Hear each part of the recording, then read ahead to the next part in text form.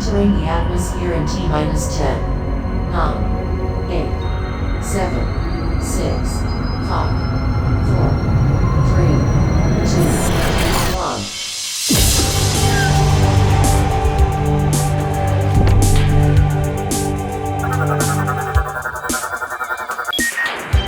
Hello everyone and welcome to the Omega Metroid podcast from OmegaMetroid.com. My name is Andy Spiteri, joined by Doominal Crossing. Doom, how are you? I understand that, so last week you had the week off because you and I were doing the Alien Romulus show, and I understand that you've had a chance to go to your local theater and check that movie out. What do you think?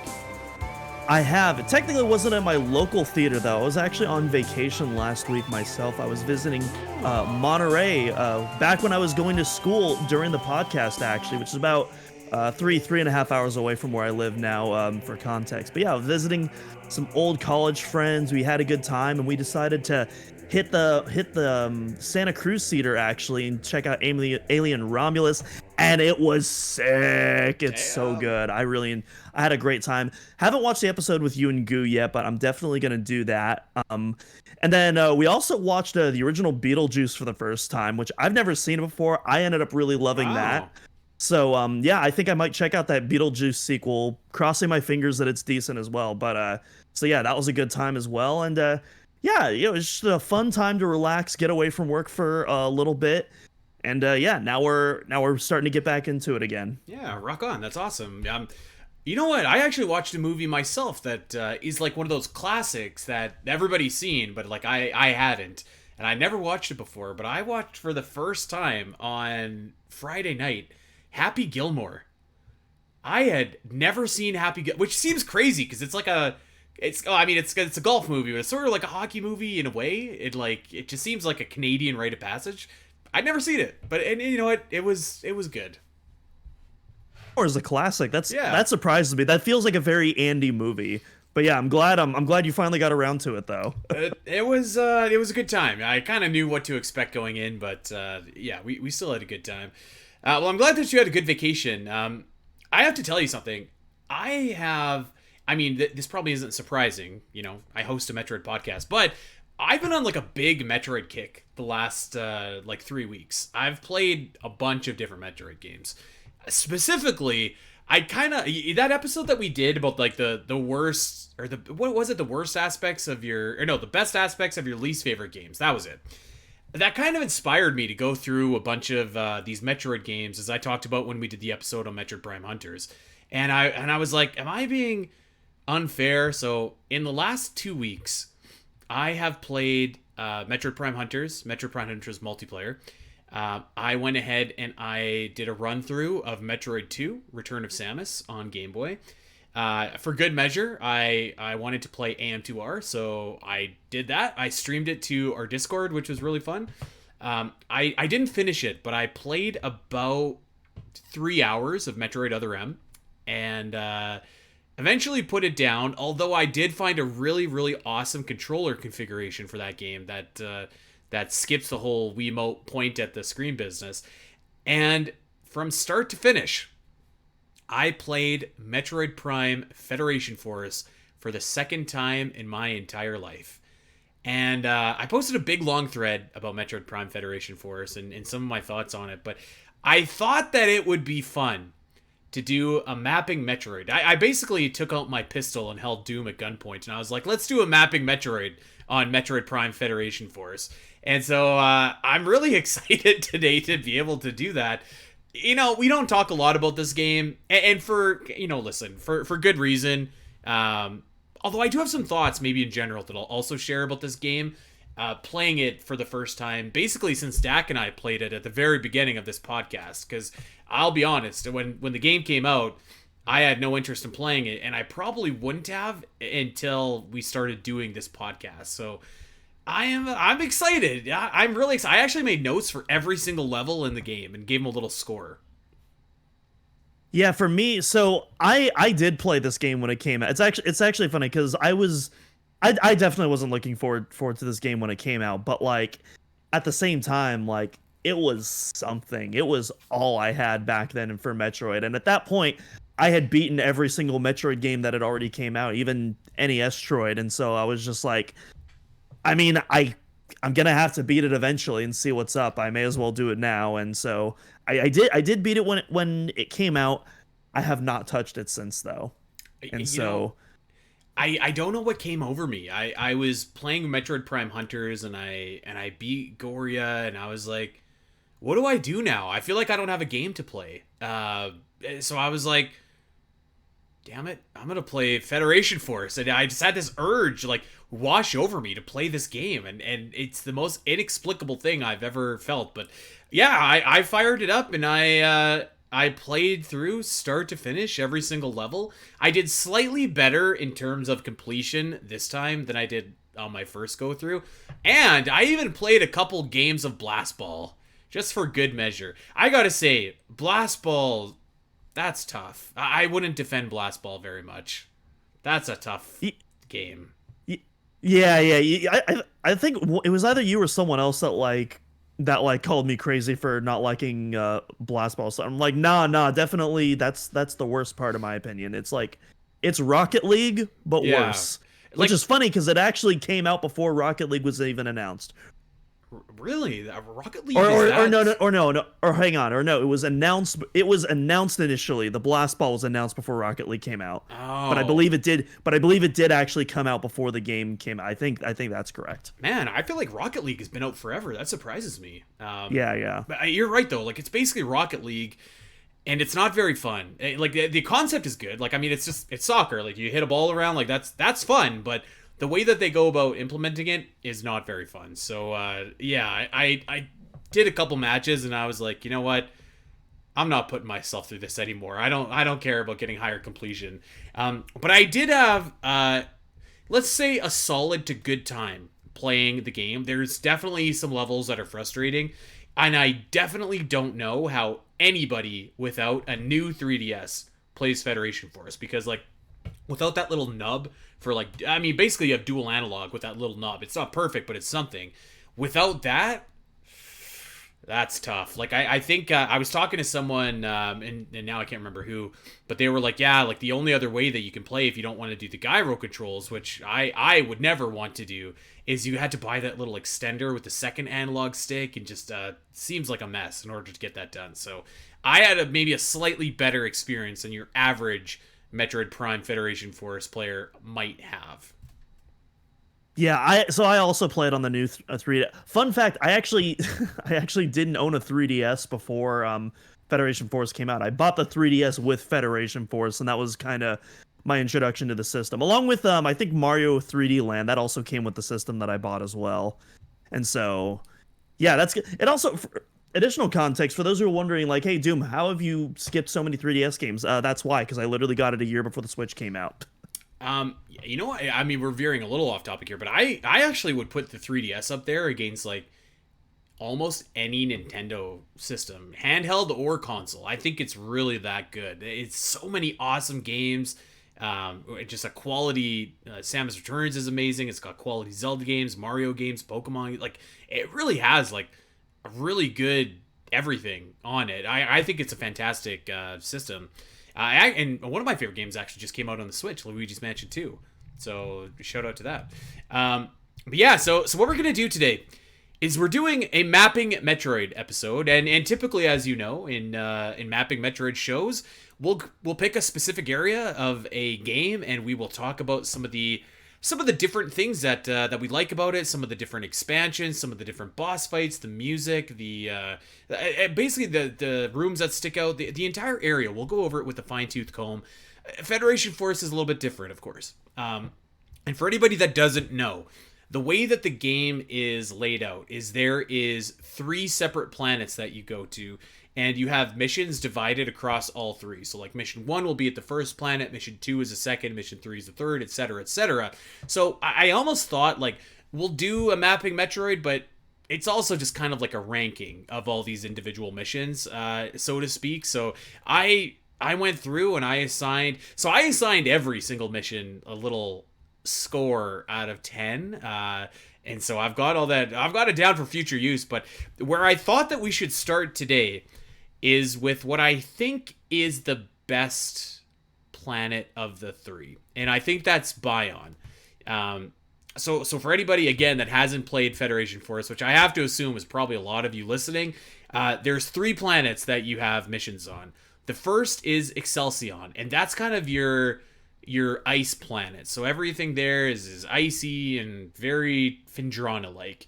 The third planet that you play missions on is called Talvania, and Talvania is kind of like, I think it's supposed to be like Venus. It's kind of a gassy planet, a lot of like electrical interference and gas and just kind of stuff like that. And then the second planet, the one that we're going to focus on today, is called Bion. And Bion is kind of like a rocky / I guess fiery kind of planet there, although it has a lot more level diversity than you'd probably think. I think that this has the best missions of the bunch, although to be sure, there is some stinkers in this level, or in this planet for sure. So, yeah, I'm excited here, and I guess I'm ready to get going. And to preface this, Doom, you haven't played this game since it came out, right? Correct. Yeah. So 2016. That was, my God, that was nearly over 8 years ago now. Over 8 years ago now, just barely. That is wild to think about. Time stops for no man. That is crazy. Yeah, well, so we're gonna go through these levels. We're gonna talk about them, and then at the end, I do have some just general thoughts that I want to share about Federation Force as well. So, let's start off, I guess, with the first level, and the first level is Mission 2, and that is called Hardball. By the way, I really love like the names of each mission. Some of them are just like so charming and weird that it's kind of, I don't know, they charm me a little bit here. So this is a pretty fun level. It's the second level in the game. It's pretty easy, and most of the levels in this game are. I will say that there's only really, I would say that there's only really 2 challenging levels, and ironically, both of them are in Bion, and they're very challenging for different reasons. So we'll get to those in a bit. But yeah, so basically the gist of Hardball is you're going into a temple, and your objective is to find out who is transmitting this mysterious signal. And basically you just like, it's kind of a fun gimmick. It's almost like playing mini golf. Okay, so you go in, and there's these little cannonballs, these little orbs, and your goal is you have to shoot them until they fall into a little hole in the ground, and that activates the door or whatever, right? So you do this a couple times in a bunch of different rooms. You go in and you shoot the ball in, and you putt it in, tap it in, Happy Gilmore style. You do that for about 3 rooms, and then you get to a 4th room where there is 4 orbs that you have to put in these holes, and each of them has like a little quasi challenge in order to get them over. You got to do some like precise shooting and timing to get them over. You got to make sure it doesn't fall into the lava. You got to make sure that like the blocks don't push the orbs into the fire. It's fun enough. I had a pretty decent time, and kind of to cap the level off, what you do is you find the source of the signal. It's another orb, so I mean, no points for originality there, but you basically have it, and you have to grab it, and then you have to leave the level, and there's a bunch of boulders that are falling down and threatening to crush you as you do so. So there's, like, again, it's not challenging. It's an introduction level, so it's easy as it should be, and I think that it's pretty fun. I gave it a 7 out of 10 on my scale, and I should say, like, obviously I'm ranking it kind of a curved scale here, like in terms of like what's good for Federation Force, right? So like, is this level like a 7 out of 10 if you're stacking it up against other like maybe levels that are different or designed to just better implemented? No, but like for Federation Force, I think it's one of the better levels. So I gave it a 7 out of 10. I think giving it the Fed Force curve is like totally fair for like these kind of rankings. Absolutely. Like, obviously, a 7 out of 10, in Metroid Prime is going to be a much higher quality than a 7 out of 10 in Federation Force, but it's also not really fair. It's not really fair to compare the two together. I think even Federation Force defenders would agree with that. And so I think that's totally fair. I'd probably give it a similar ranking myself. One of my biggest criticisms with Federation Force, and I do need to revisit this game someday to see how many of my criticisms still hold up, but one of my biggest critiques of that game was just how just unnaturally slow it felt because you're in a Yeah. because you're in an actual mech, but you don't feel like you're in a mech because everything else is super sized up, so you still feel like a normal sized human, but you still move excruciatingly slow. But I actually feel like Hardball actually kind of plays into that as a strength, whereas the combat feels a little bit slow and clunky to me. I feel like these more laid back puzzle elements where you're not on a timer, you don't have much combat going on. I think it actually really works well for the movement in this game. And so you're doing, like you said, basically mini golf style puzzles, which when you say it out loud sounds dumb, but in a gameplay context, it's actually kind of fun. Yeah, it's not too bad. I do agree with you. Like there's many times in this game where it's just like, oh my god, like you move so slow, and I don't know actually. I'm not well versed enough in Federation Force to figure this out, but like, I wonder if you don't equip like a bunch of stuff in your loadout, if that makes you faster. Because I always equipped like the maximum items. Maybe that makes sense to me, but I don't know that for sure. But I actually I don't. Yeah, go ahead. I was just gonna say I was just gonna say I don't think there's like a Bethesda style encumberment mechanic or anything like that, but I mean I could be wrong. It'd be kind of bogus if there was, to be honest, too. And you know what? Actually, I will also give a caveat here. I said that this game wasn't that hard. I have like all the Metroid amiibo, and so I scanned my Metroid, like the actual Metroid and the glass tube amiibo, and that gives you this really sick outfit that you can put your mech in. But it also like multiplies by 5 the amount of health refills that you have. So I have way more health than the average person will. You know, you mentioned that being slow is just one of the things about this game that just drives you nuts. I came away from this game and I have identified the fatal flaw of Metroid Prime Federation Force, and I'm going to tell everybody at the end of this show. And it's not the art style. It's not the art style. Yeah, it's not the obvious critiques. Yeah, it's Yeah. something else below the surface. The fatal flaw is different, but we'll get there. So yeah, I think that this is a pretty fun level. I don't know, maybe should we just rank this definitive stuff? I guess I have scores for each one, so it doesn't really matter. But I'd say that this is like the upper mid pack of the levels of the planet Bion. So it was a good time. Yeah, I personally wouldn't do a definitive ranking for myself yet, just because again it's been 8 years since I played it. I'd want a more fresh playthrough before I definitively rank it. And that's fair. We'll skip over that. It doesn't really make sense to do a definitive ranking if I've already given them scores either. So that's fair. All right, next level, Mission 5, Excavation. This is a fun level. I gave it a 6 out of 10. And it's a very shallow level. Like there's not really a whole lot that you do other than you go into a bunch of big rooms. There's a cannon inside. You get behind the cannon and you just start shooting stuff. It's basically that cannon that you see in Metroid Prime 2 Echoes. And it's fun. Like, I mean, there's something to be said about just like firing off cannonballs and you're like crushing rocks everywhere. You're hitting a bunch of spires. You're just kind of mucking around and you know, shooting cannonballs everywhere, which is fun enough. But I mean, it is simple though. It's very simple, and there's not really. It's probably not as fun as mini golfing was in the last level, but it's fun enough. And one thing that I will say is like you kind of get a fun boss at the end, but not really.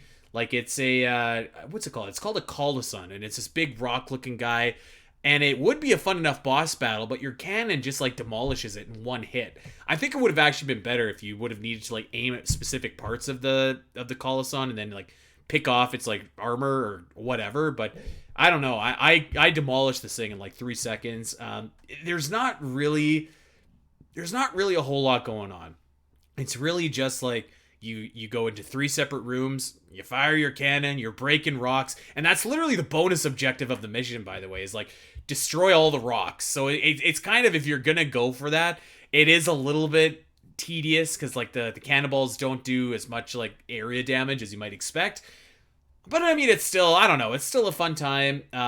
You got to escape after you get I can't even remember what you get, some kind of gizmo or goober or whatever, but you got to make a run out of there. But again, it's like super easy. So it's okay. It's a 6 out of 10, which I feel like is, you know, not bad. Yeah, to be fair to the other mission as well, because like for me, this one was a bit more forgettable until I read the entry, and the only segment that I remember is that Call Sun boss fight, but you also fight that thing in a few other missions as well. So you definitely it's definitely something, at least for me, that I remember from by the end of the game just on that repetition alone. Kind of similar to like the Hunter's boss fights that are popping up over and over again. Um, but it also doesn't help. The other one is much earlier on in the game, so it has a better chance to leave that first impression on you as opposed to this. But otherwise, I'm just kind of in agreement here. I don't want to say it's a bad mission by any means, but like there's nothing really about it that stands out to me. It's just kind of like, it's a fun shoot 'em up, but it's shallow, like there's not a lot under the surface. You have your gimmick, you stand there and you shoot, and I mean that's kind of that. So it's not bad. It's enjoyable enough. Like you won't leave frustrated, which I can't say for some other levels, but like it's certainly nothing that you're gonna be remembering. By the way, it was data codex.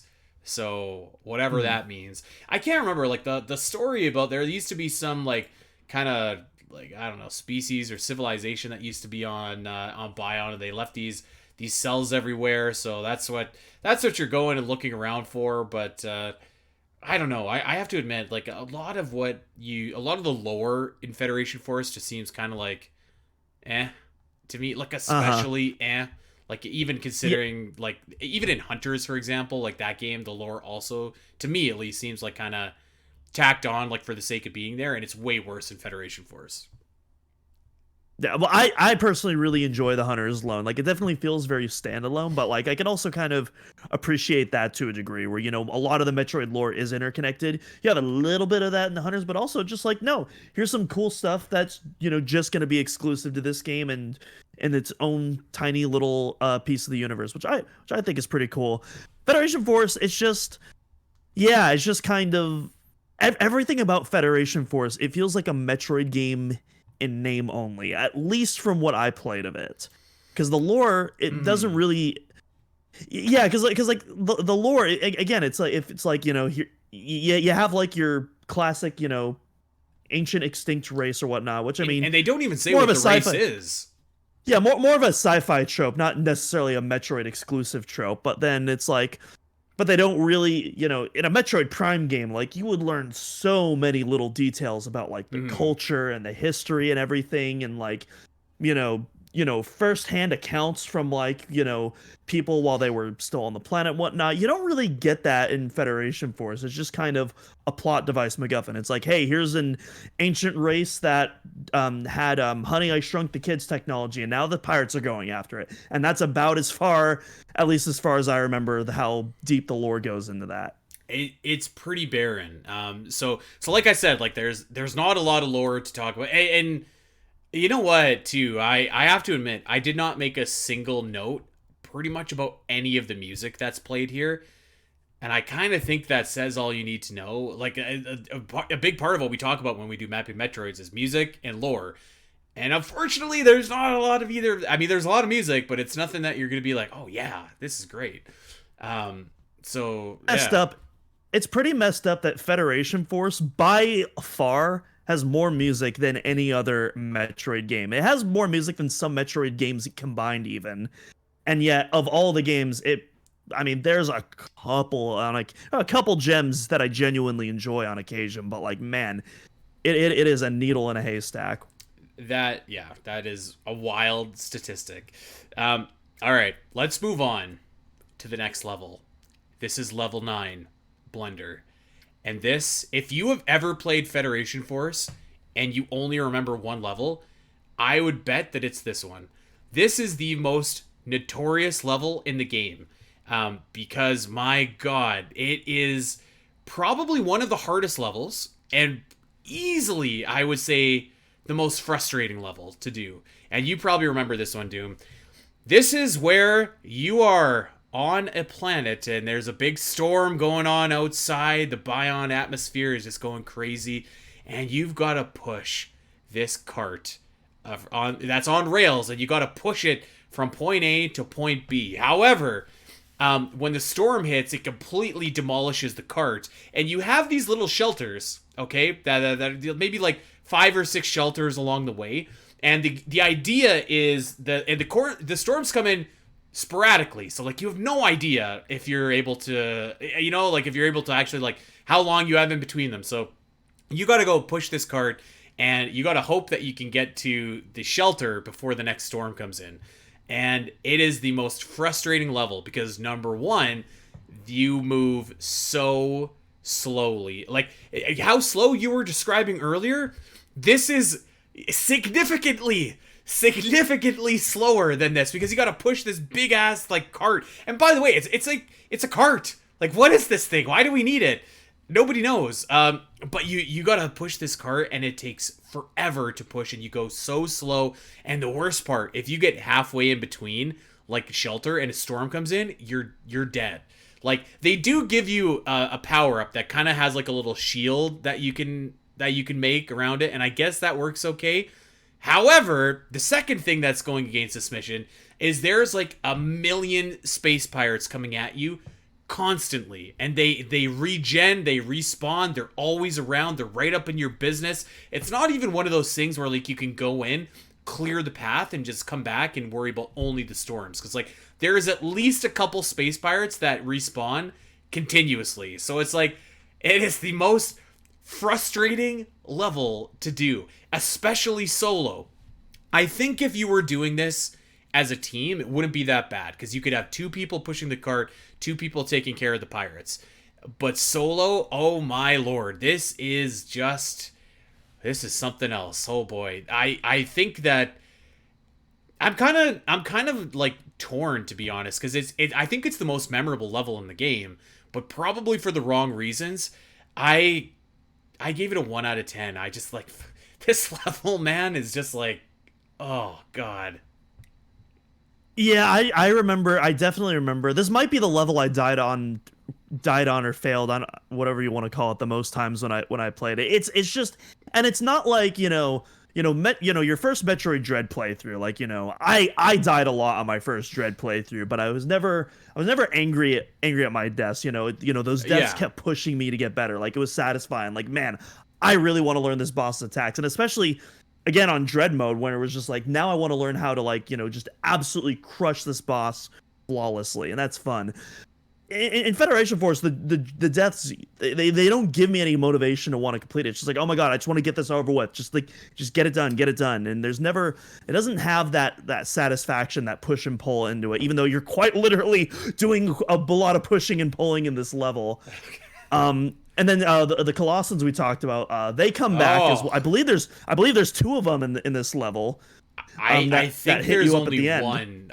I only fought one. If there was a second one, I hightailed it out of there at about 2 miles an hour, escaping it. But and you know what? The other great thing, the cherry on top of this level, is that the space pirates can actually attack the safe houses and destroy the doors, which permanently make them, basically, they might as well not even exist. So you can't even rest there if the space pirates have attacked the doors.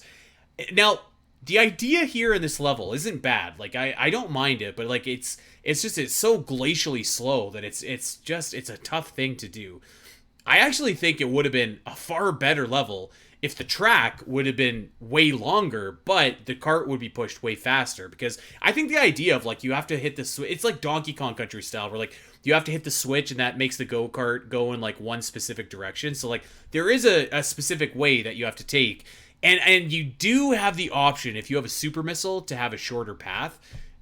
But like, oh my god, this level, man, it's just, I died on this level probably like 4 times before I finally beat it. And 4 times doesn't seem like a lot, but like when you are spending that long pushing this cart, it is an eternity. That's probably like 2 hours.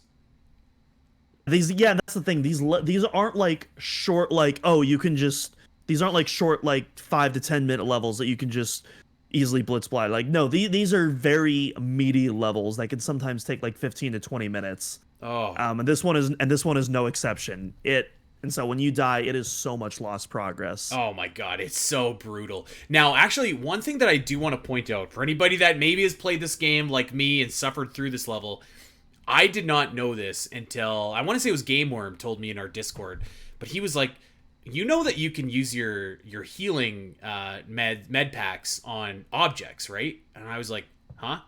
And so I found out that you can heal the cart. You can heal. There's a couple other levels in the game where you need to defend objects or whatever. You can heal those with your med packs too. And I had no idea because I don't think the game tells you because I never knew that. So I will say that did make this level a little bit more bearable, but even still, it's a tough one. It's a tough one. Might have been New Supreme Man, who's our fellow Federation Force enjoyer here on the server. What? You're right. It was, yeah. Yeah, which you know what? Yeah, exactly. Yeah, shout out. You know, even though it's not my game, I respect that there's someone out there who is championing this game. I do too, actually, like a lot. And I know I just beat up on this level, and I have some other levels that I really like that we'll talk about in a second. But like, I ultimately I did come away from this being like, this is a solid game. I really like this game, and this level actually is the only one that I did make a note for about the music, and I was very happy to see this because I was on the Metroid fandom. And I saw somebody put down something that was what I wrote, basically. I wrote down, I was like, man, the music at this level kind of sounds like when Darth Maul is fighting Qui-Gon Jinn, you know? Like, and somebody put down in the fandom, like, oh, lots of people have said that it sounds similar to Duel of the Fates from The Phantom Menace. And I was like, well, it's not just me. I'm not crazy. There we go. So, yeah. I'll have to listen to it again. I still think that, unfortunately, this is one of the weaker levels in the game. I maybe take back what I said about the worst level. I think that there is a worse level as we get going here. I don't believe it's on this planet, but it's a pretty bad level. And obviously the final level actually is dicey. All right, let's keep on going here. What do we got next after Blunder? There we go. We have Mission 12, The Last Stand. And, I don't know. I think that this level, it's okay. Like, again, it's okay. One of the things that I think about this game is, like, a limitation of it is that there are definitely levels where, like, they're meant to be played with multiple people. And some of them are okay if you play it by yourself or if you play it with like, friends online. I would even say most levels, actually, are okay if you do that. But this level is definitely one of those levels that's just like, this one needs to be played with buddies. So the gimmick of this level is you've got this giant thing. I don't even know what this thing is. It's like some kind of big beetle, basically. And he, again, is very slowly crawling towards you, and there's a big, there's like a big tower or something like that you have to defend, and you are dropped on the battlefield, and you have to go and essentially destroy this beetle before it reaches the tower. And so the idea is fun. Like, I think it's a fun gimmick. I like the concept here, but like it was designed for 4 players, not solo, because what you have to do is you have to shoot out its legs, and obviously there's 2 on each side, and then pump missiles or whatever have you into its mouth and damage it. And obviously you have a finite time in order to do this. So when you're playing solo and you take out like the 2 legs on one side, and then it takes you time to get around because you move so slow, it takes you time to get around to the other 2 legs. And not only that, but you also have other enemies that are in your way, so like you either try and avoid them or you try and take them down. And then once you get to the other side and you take out those 2, and by the way, another thing about Federation Force that takes absolutely forever is it takes you forever to charge up your charge shot. Like, it just takes an ungodly amount of time in order to get that done. However, once you do that and you take out all 4 little blobs on the beetle's leg, then you have to hightail it back to its mouth, and you're wasting like precious seconds here because it's probably going to take you like, I don't know, like 4, probably more actually, maybe like 5 or 6 repetitions in order to like fully defeat the beetle here. So it's tough solo. Like, again, what you want is like 1 player on each side continually shooting out the legs, 2 players up front and demolishing the mouth, and like that is kind of how you'd get that done. You know, Federation Force offers you the option to have like those little drones that act as like a quasi player 2, 3, 4, but like they don't function the same in a situation like this. Like you can't tell them where to go or what to shoot, and this level I think really sticks out as a limitation of that. So I think that the gimmick is good. I think the level is like fun enough, but it is kind of a pain in the butt.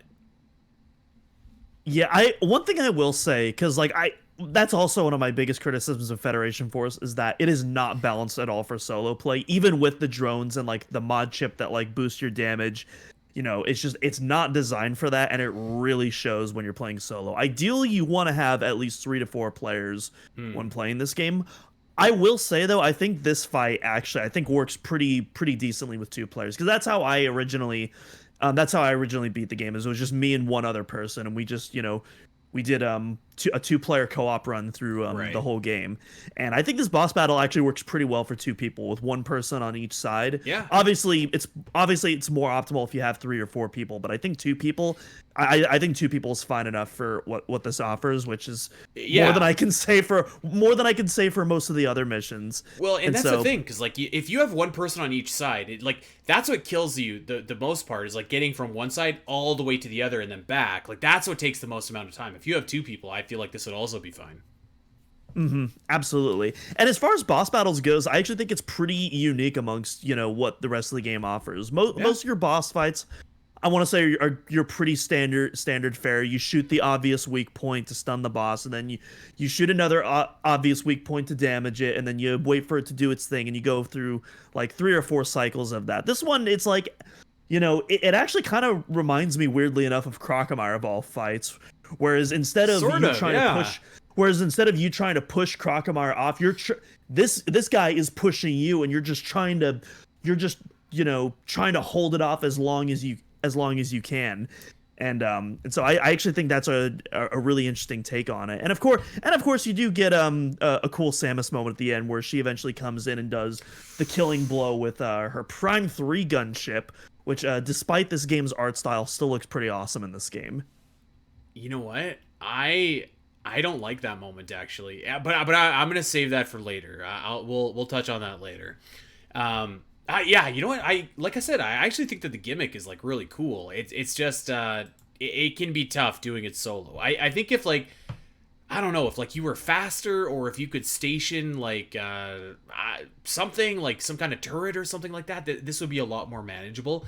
As it is, I give it a 6 out of 10. So like not bad, but also not as good as I think it probably could have been. I don't know. Middle of the road, I feel like. Let's move on to the next mission here. What is the next mission?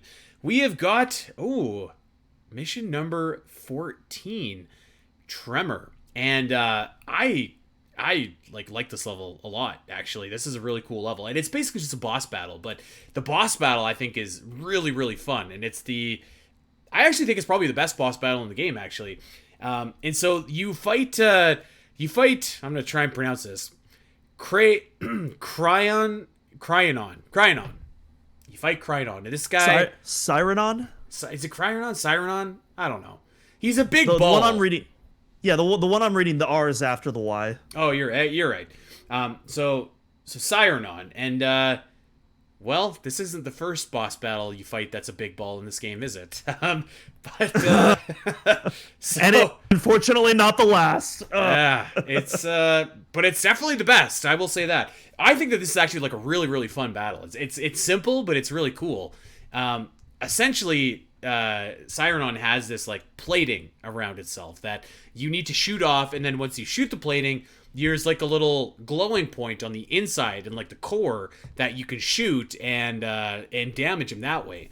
And so he also has these little tentacles that pop up, sort of like, I'm actually thinking of a Twilight Princess boss, like a Zelda Twilight Princess boss from the Forest Temple, but he's got these 2 little tentacles or whatever that are constantly like firing shots at you, missiles and stuff like that. So there's lots of stuff going on. Does a little bit of ground pound, stuff like that. So it's really fun. There is 3 different phases here, and each phase is progressively more difficult.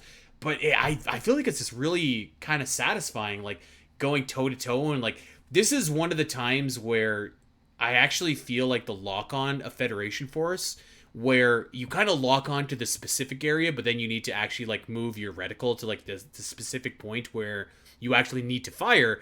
I think that this is one of the few times in the game where like it's a really cool idea because you can lock on, generally speaking, but you do have to be a little bit more accurate. So, and especially the third phase is like Cyrodon is like pounding up and down. You got lava spilling everywhere. The Sentinels, the little arms are going crazy.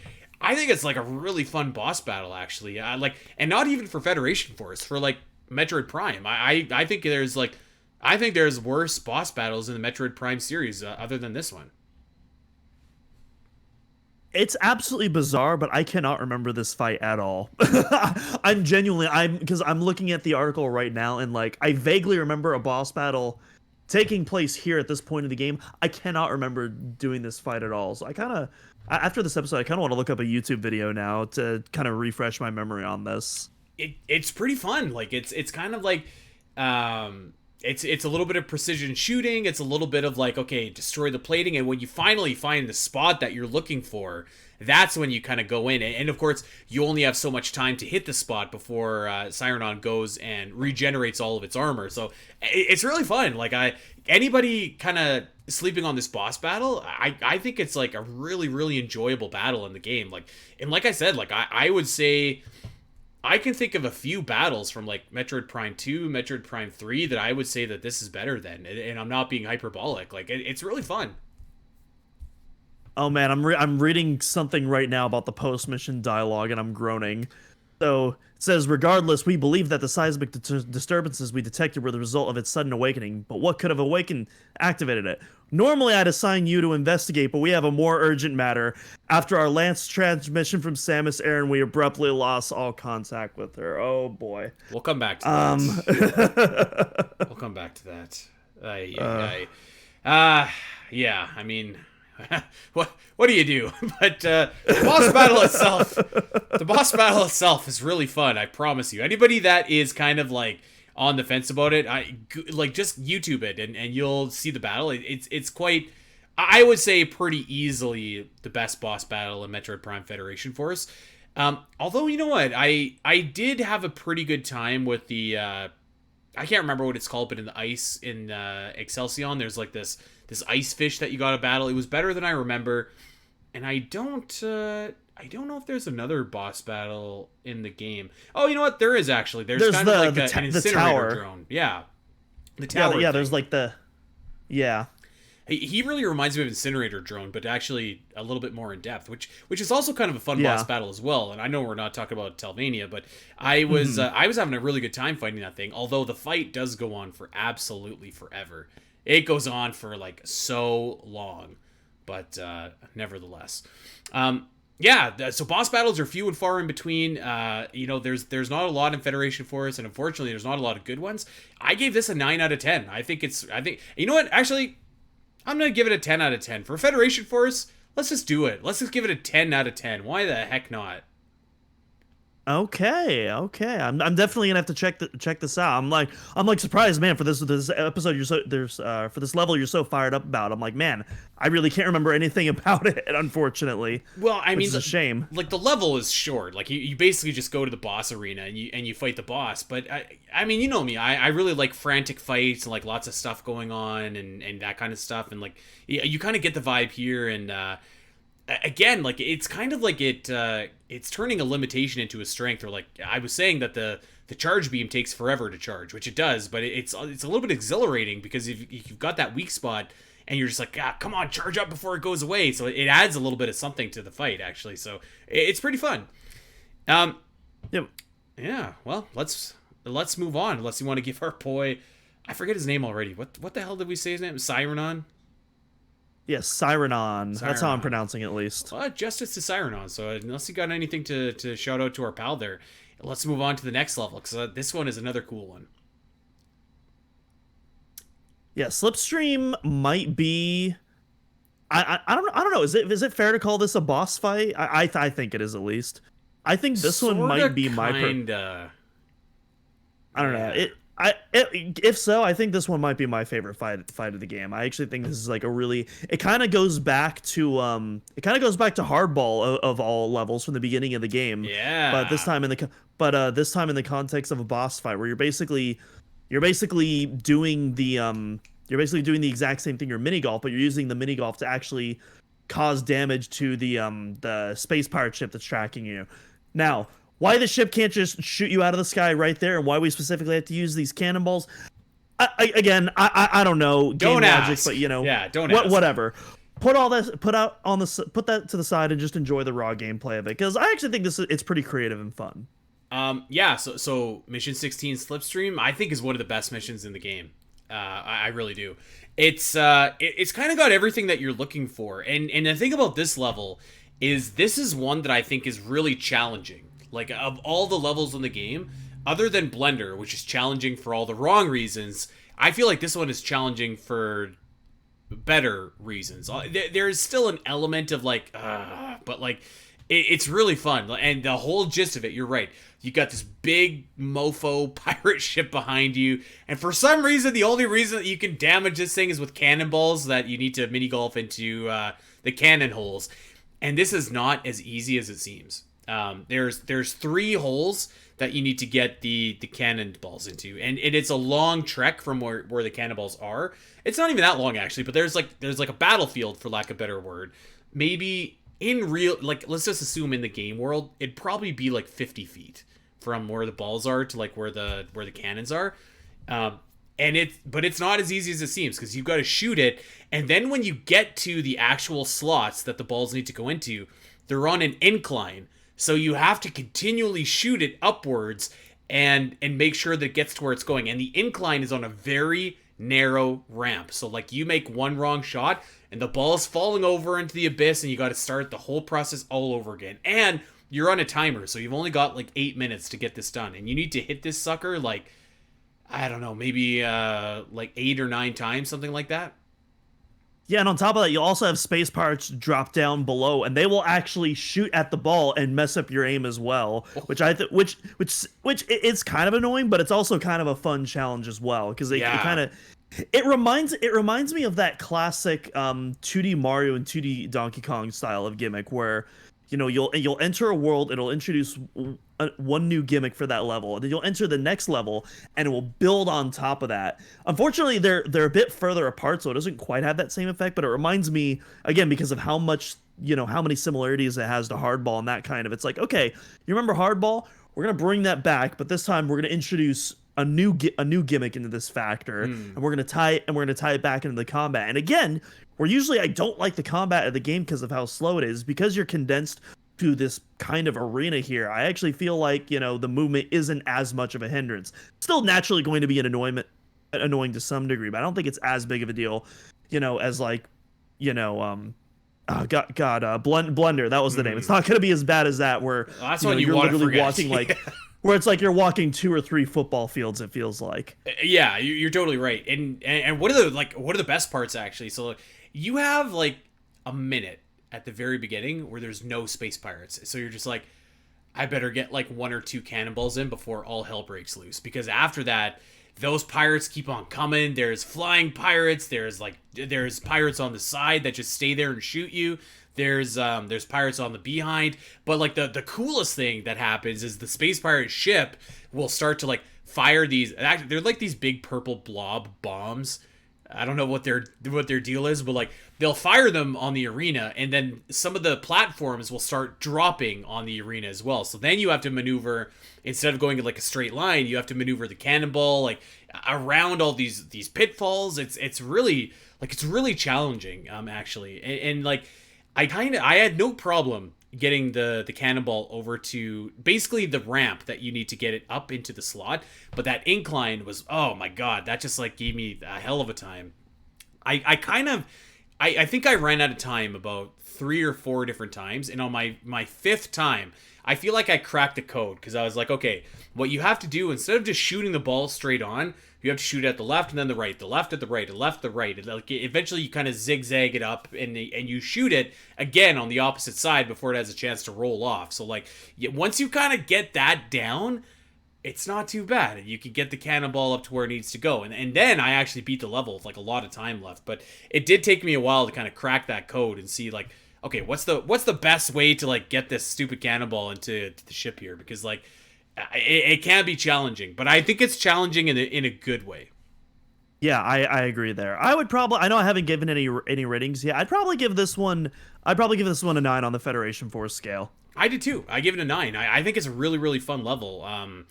And I only gave 2 10s, and I just changed one of them from a 9 to a 10. So I mean, there you go. But yeah, I think that this level's really cool. It kind of has everything I like going on for it. Like lots of chaos, lots of stuff going on, a fun challenge, and it is just kind of fun, like mini golfing, even though there's lots of other obstacles impeding you. But yeah, I think Slipstream is like one of the strongest levels in the game, actually. Yeah, and again, I'm not really questioning any of the lore stuff. Like, why are we firing our armed weapons at explosives? Like, it doesn't sound like a good idea to me, but hey. Hey, whatever, man. I mean, the last level, the beetle level, that one was one where you find like the shrinking technology. Actually, no, not the shrinking, the amplification technology, because apparently you find like houses from this ancient race that don't fit them, according to the lore. I don't remember that at all. I read that. So I read that in the level, and I was like, I'm not reading a single other of these lore things because, like, I don't care. It's too ridiculous. But this level, by God, is really fun. So that means that we only have one level left in Bion, and I thought it was okay. This is mission 20, Insurrection, and the last like 3 missions on each planet, which is mission 19, 20, and 21. They're all kind of the same idea where like you have to go in and you have to destroy this God, I can't remember what it's called. It's like a big antenna or something like that. I'll find what it is here, but basically you have to go and find this gizmo that you need to destroy, and you need to do it in all 3. Now, I will say that the ice level, like Excelsion's version of this, is terrible. It's one of the worst missions in the game. And it's not because it's hard. It's not because it's unfair. It's just like, it's really just bland. And I think that this mission does a better job, although I think Telvania's is better.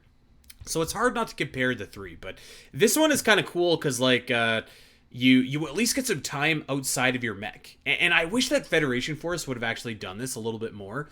I really enjoy the part where you're not inside your mech and you're just you're a little dude and you're walking around, and like they're kind of like stealth mission. It's a little bit of a different pace for a lot of what you end up doing in the game, which I think is always welcome, because a lot of these missions, you know, they do kind of have some similar features. Like a lot of them are defend this, or, you know, capture this, or whatever. So I like anything that's a little bit different. And I think that the first half where you're outside the mech and you're kind of in that maze and you got to track your mech down, I think that part is pretty fun. After that, it's kind of like, it's basically just like wave after wave after wave of space pirate, and that's not super fun. And they're all the flying pirates too, which is just kind of even more of a pain in the butt because they're harder to hit. You have to battle another Colossal, which is kind of a pain in the butt. Like basically like the last couple levels in this game, it's just like space pirates after space pirates after space pirates. It's like, all right, like I get it, like, but it's just not fun fighting wave after wave. So the first half, if I was ranking that, I'd rank it pretty highly. The second half, I'm kind of like, I'm ranking a little bit low. So I kind of met in the middle. I gave it a 6 out of 10. I think it's probably the transfer device, by the way. That's what you need to destroy. It's not the worst transfer device level, but it's not the best one either. Pretty mixed on this one, because especially I think there's only 2 levels where you get to leave your mech. There's this one and then one from earlier on Excelsion, and I can't remember the name of that level, but that one is substantially better, and I think it really like leans more into that stealth aspect a lot better. It's also shorter, so it fits Federation Force a lot better with its more compact, you know, it's as a more compact level. This one, what I do think is interesting, and I could be wrong again, but I believe if you're playing on co-op, not only are the mechs spawn away from you, but I believe if you're in co-op, you actually spawn in two different places, and you're actually like blocked off from each other, and you have to like find your way earlier on the path. I could be misremembering that, but I do remember liking that aspect of it. But yeah, pretty much once you get back into the mech again, it just kind of turns into another Federation Force level, and it doesn't really have much to offer outside of that intro. Yeah, which is just like really bizarre, because like you'd think the last three levels, and maybe I'll exclude the Talvania level from this, because that one at least has a cool boss battle, but like the last two levels anyways, the transfer device levels from Excelsion and Bion, like I feel like you'd want like kind of a cool gimmick so that you kind of leave not on a sour note, but like the ice level is literally just wave after wave after wave of space pirate.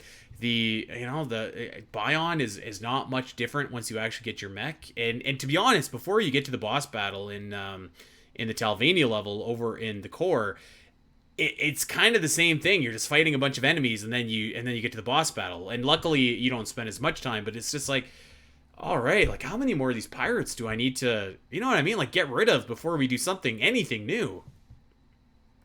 So, and it's unfortunate because like you know again, like the combat is very slow, the enemies are very tanky, they're meant to be, it's meant to be played in 4-player, and again, the chips can kind of help with that, but like when there's so many of them attacking you at once, they could still feel very tanky and spongy, even spongier than Prime 3 when you're not in hyper mode, which is saying a lot.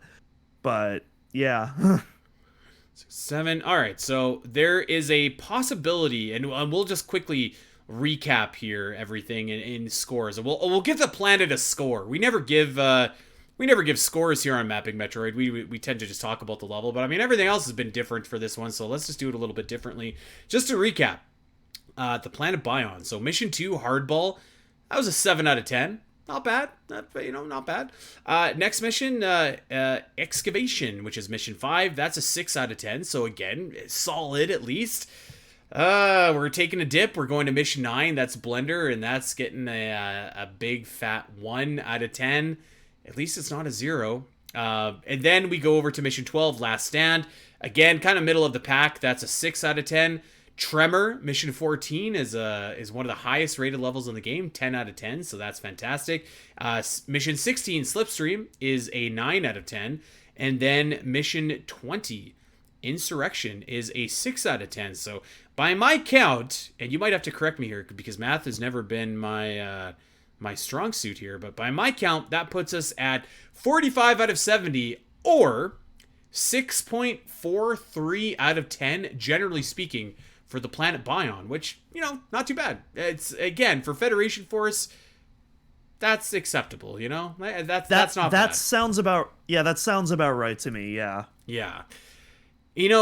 I wanted to touch on something and follow up on something that you mentioned earlier, because I promised everybody I would give my fatal flaw for Federation Force, and I think that there's two, but one of them, and they're kind of linked together, but one of them is certainly more prevalent than the other. The Beetle mission where you mentioned like, oh yeah, it was awesome when Samus comes in and saves everybody's bacon at the end. I think Samus is the fatal flaw of Metroid Prime Federation Force. That is my takeaway after playing it a second time. You would be stunned how many times General Miles, whatever his face is, says to you, Samus told us this, Samus needs this, Samus. It's very, like, it makes it feel like what you, the Marine, are doing is insignificant. And it makes you feel like you're just kind of doing, like, how do I say this? You're doing the scraps. You're doing the busy work while Samus is doing all the cool stuff. I was about to say the B work, but that the scraps is better. That's better than what I was going to say. Which is unfortunate because like there is some fun to be had here, but like it's just like Samus kind of undermines you at every point. Like you think you've just defeated this big beetle, but like instead it's like, no, sorry, you actually were about to die, but Samus just saved you. Even at the end of the game, you're like, after you've already defeated Ball Samus and just left her to die for some reason, she comes back and has to save you from all of these elite pirates that are coming at you. And it's like what good am I, the Marine, the player, when I can't even beat missions without Samus's help? And like, I get it. Like, I understand, like, you probably want Samus in this game to like make some kind of connection to Metroid, but I kind of came away thinking like this would have been so much better if Samus was just never mentioned in this game at all. And that's not even counting the boss fight, which is a different matter. But I'll also say this, which bleeds into another thought that I had, which is like I would say like a not quite a fatal flaw, but certainly probably a fatal flaw. I think that the last 4 missions, like the last 3 missions that we just kind of spent time talking about, and particularly the last Doomsday mission, are all just like they're not great. And again, they're so focused on Samus, but like, you know, we talked about there's a lot of really fun missions in this game. Like we gave some 9 out of 10s, we gave some 10 out of 10s. And you know what? There's some 9 out of 10s and 10 out of 10s in the other planets too. But like the last 4 levels, I mean, they just stink. Like there's no other way to say it. They stink. And it's like, that is what you're kind of leaving the player with, right? It's like your last impression is this god awful level where you fight Ball Samus. And that's probably one of the worst levels in the game, and that's your kind of lasting impression. So I think that unfortunately that is combined with the constant mentioning of Samus this, Samus that, Samus yip-de-doo.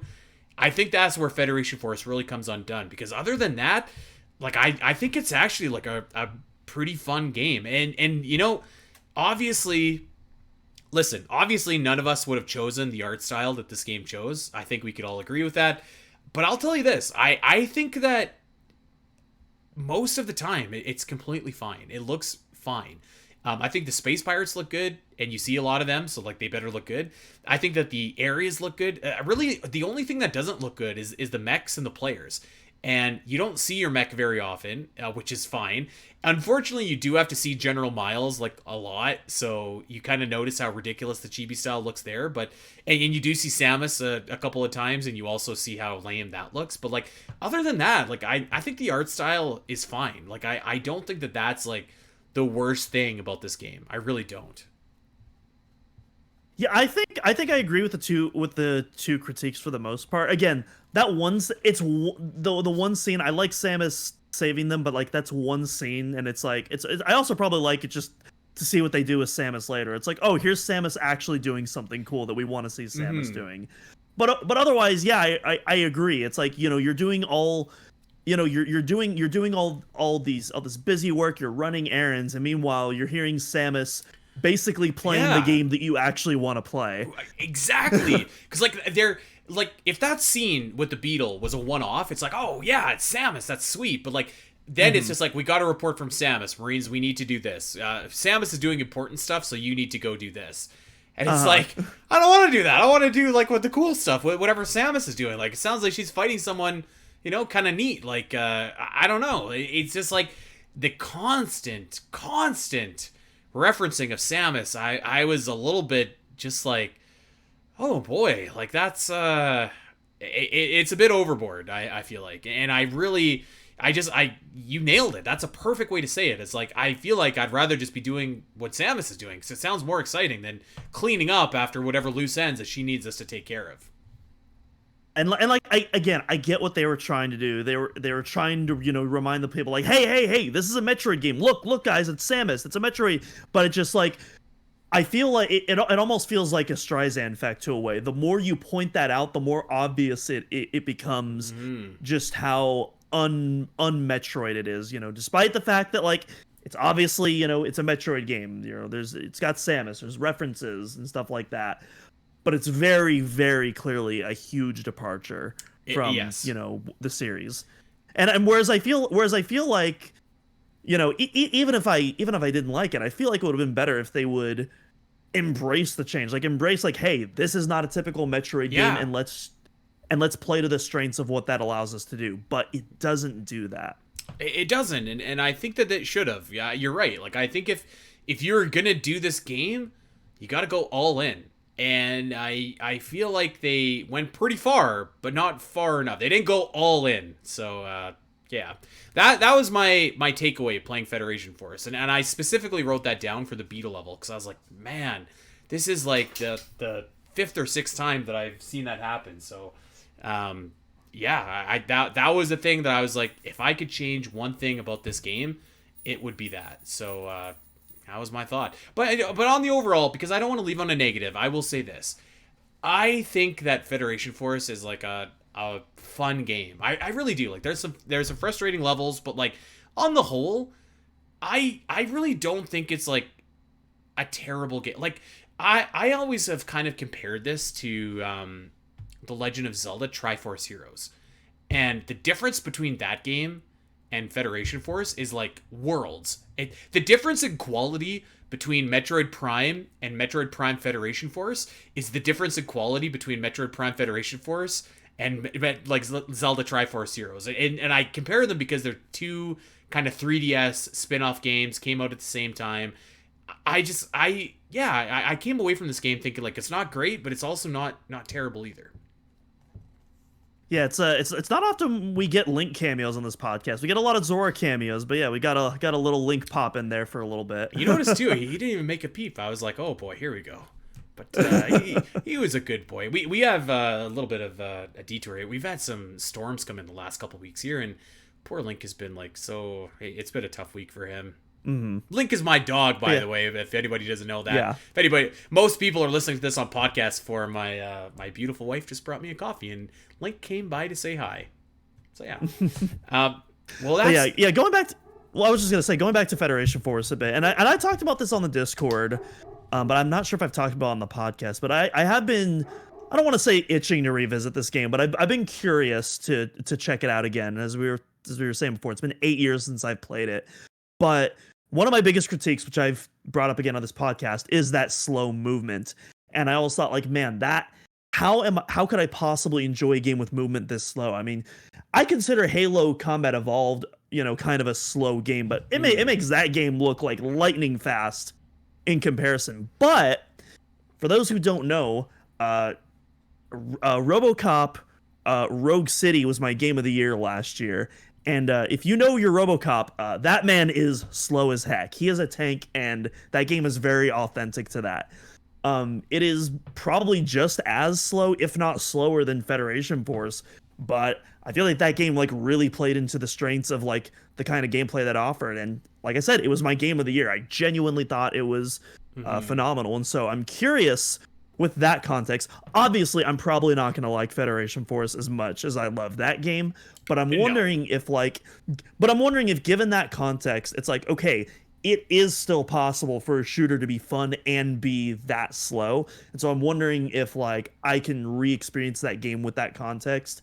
And I don't know if having an appreciation for it is the right word, but like coming to terms with it and accepting it, I guess. And that's kind of it, right? Like if you play this game for what it is, and what it is it's like, it's not really a Metroid game, right? Like it's sort of kind of it's a game with Metroid paint on it. But if you play it for what it is, it's a pretty decent 3DS first person shooter. It's probably one of the, I mean, granted, I can't think of a lot of first person shooters on the 3DS, but it's probably one of the best ones on the 3DS.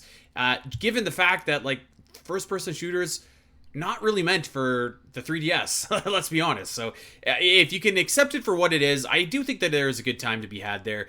And I think that Bion is again, probably the best of the bunch. I think that like it certainly has the most notorious level of the game, but I also think it has the best boss battle, has that really fun level where you have to mini golf, and even like the general levels I think are like quite fun. So yeah, I felt inspired to play Federation Force after our episode a couple weeks ago, and I don't know, I hope that I inspire like maybe like a person out there or two to play Federation Force. I mean, it's not going to knock you off your feet, but again, like I do think it does have some merits. Although it also certainly has some things that it did not do well either. So I think that if you've never played it, or especially if you haven't played it in a long time, you could do worse than dusting it off and giving it a go. But don't play Blast Ball. Don't do that. That's not good. Any final thoughts on Bion before we get out of here, Doom? I'm not sure about Bion. I was just gonna transition for the Blast Ball thing. I am dreading the inevitable day we have to do our 100% Federation Force guide, because we'll probably have to do Blast Ball now that I'm thinking about it as well. Which I will tell you one thing. I would write a guide for Federation Force levels, but I if you're into Blast Ball, man, I'm sorry. That's on you. You gotta figure it out. That ain't happening. So, yeah, sorry. Okay. But yeah. Bion. I'm actually glad we did this because I wasn't sure what I was going to talk about, but yeah, going through the wiki and like sparking up my memories again. It's like, oh, actually there is a lot of stuff to work with here. I am very curious about looking up that boss battle though. I think Sirenon. Yeah, the Sirenon battle. I'm curious to see what that's like since you really like that level so much. It was fun. It was honestly really fun. So definitely go look it up. And you know what? Like I said, there's a few boss battles in the regular Metroid Prime series. I would say that I like this one more than maybe not like a ton, but definitely a few. So yeah, go check it out. And I guess let's just leave it there because I feel like that's a nice positive note to get out of here on. So first and foremost, thank you for everybody for listening to a Metroid Prime Federation Force episode. I know that it's not the sexiest thing, but hey, I still think that it's a Metroid game worth talking about, so I'm glad that we were able to do that. That being said, we are going to get out of here. Of course, we would love if you guys could check out OmegaMetroid.com. We have all sorts of new content over there in terms of guides, just pouring it, and more is on the way too, actually, so keep your eyes peeled for that. I am actively deep into the next game that we're going to be doing, so wait for that. That's coming out pretty soon. And we got a ton of other stuff there as well. We got a link to our YouTube page where if you ever want to watch our smiling faces as we do these episodes, you can definitely do that, and you can check us out as we do these. Give us a subscription. That'd be really cool. We also have video guides over on video guide over on the YouTube page, but we're going to have more pretty soon, so that'll be pretty neat. And of course, we want you to give us a follow wherever you are over on social, at Omega Metroid Pod, at Spiteri316, at Duminal Cross. Check us out wherever you get your podcast. Like, subscribe, recommend, rate, review, all of that kind of good stuff. That, my friends, is going to do it for us. But until next week, everybody, take care.